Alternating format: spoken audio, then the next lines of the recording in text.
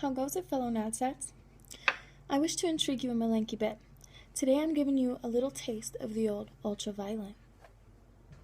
A Clockwork Orange. It was composed by Anthony Burgess, and he did a wonderful job at that. It's very personalized and twisted in his own way. But this whole story is about this young man named Alex. Alex is the protagonist in this book. He is an atrocious 15-year-old boy that you can hardly believe is even 15. I couldn't personally believe it, especially not by the things that he does and how strong he seems to be. He is quite smart, though very dumb at certain ways of pursuing things. Alex has 3 very close friends, and they all love to do these very gross things.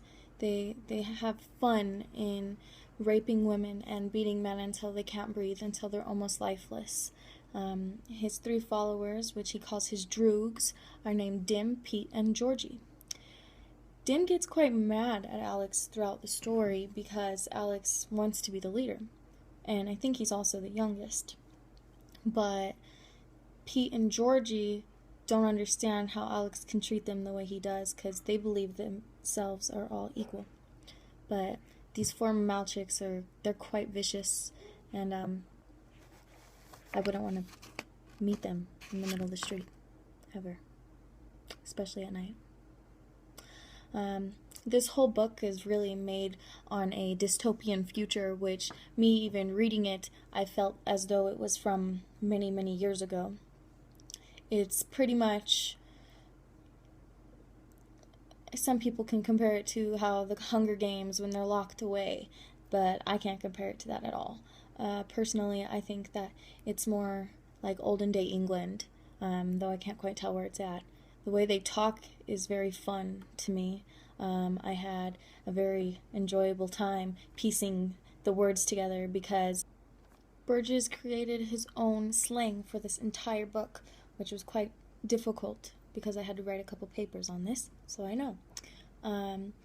It was very fun to piece together what each word really meant, and I just liked doing that. I had fun writing them down, and it was just a blast. The book itself is similar to the movie, but not completely. It was definitely more of a video in my mind as I was reading than even when I was watching the movie. I can't even remember all the parts in the movie because it wasn't that amazing to me. For me, one of the main factors of this book was that Alex got taken into this prison. It was a state prison, and they wanted to prod and poke around in his brain. They felt that he was bad and that he needed to become good, and they were going to do anything they thought was necessary to make him a good man. They would inject him with this serum, which he thought were vitamins. They told him that he was taking vitamins to make his body back to being healthy because the prison food was making him weak and blah blah blah. But he would be injected with this stuff that made him feel very ill to violence and sexual thoughts and just anything in between there. But it was, even though he did all those bad things, I still thought it was quite horrific because during some of the films that they forced him to watch while this serum was injected into him, his favorite kind of music was playing in the background. So they didn't do it on purpose, but they made that nice music that made him so happy and energetic and think of the things he loves, which is violence. He was unable to even listen to it. It made him want to kill himself, literally. Alex is confusing to me. He has different sides. He thinks that it's really necessary to have polite manners in public, and he talks polite to other people until he starts beating them senseless. But when his friend, or droog, Dim, was eating food with his mouth open and being happy in the bar, he didn't take to that. he hit his friend in the face, and that's kind of when they all started going against him a bit. I even though he did all those bad things, I thought that it was kind of terrible that what he loved most, which was music, got taken away from him. That ability was gone. He couldn't listen to it at all. He couldn't enjoy it at all, which is sad. But there was also a very big manipulative factor throughout this whole book, and they're very good at it. Even Alex gets manipulated a lot, and sometimes he doesn't know it, but when he can tell, he gets very mad, which you could figure because he's a mean boy. I know that there's manipulative people in the world, and sometimes we all do it unintentionally, but it's cool to me because they all did it to each other multiple times throughout the book. I thought that was very neat. And the way that they go about how goodness is, they do it in a very bad way.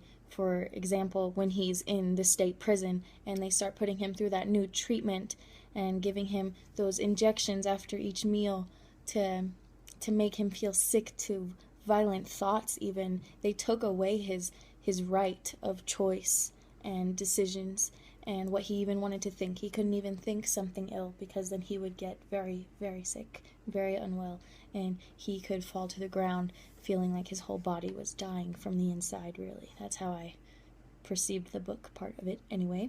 But the way they wanted to make things good was very bad. He met these 3 men, technically 4, but 3 to finish him off, and they would say how the government, oh, you poor boy, the government has taken away your right of thought, your right of this and that.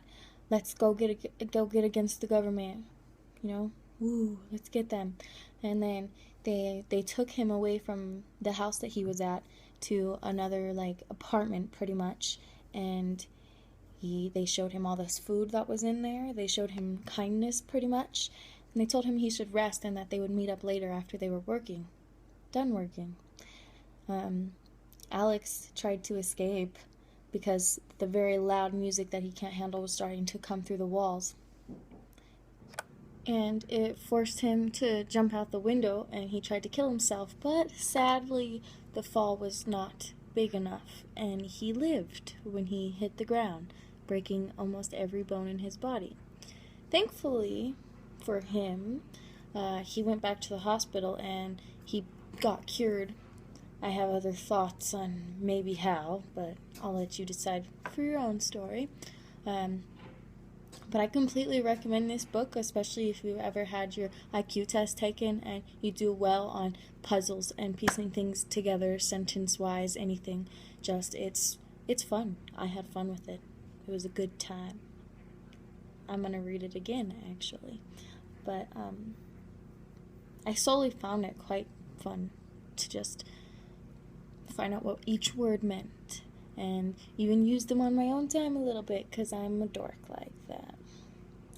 But, I don't know, I mean, it's hard for me to finish a book. I've never been very good at reading a whole book, and this book intrigued me most intensely to keep reading, and I actually wasn't allowed to finish it until my whole book group was ready to finish it.